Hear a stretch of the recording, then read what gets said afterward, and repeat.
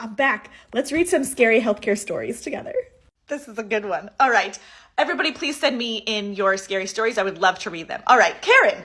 I've been a nurse since 1995. I worked night shift on an oncology floor. One night around 3 a.m., always 3 a.m., I noticed a male visitor standing at the foot of my patient's bed. When I went to tell him that we can't have visitors at 3 a.m., he evaporated.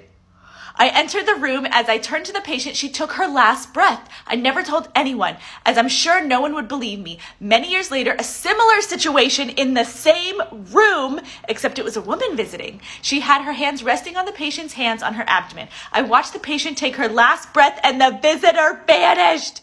Both patients were DNR status and their passing was so peaceful. I'd love to hear that. And now it seems absurd and I doubt anyone would believe me. I believe you. But I swear on my grandbabies, you don't have to swear on your grandbabies.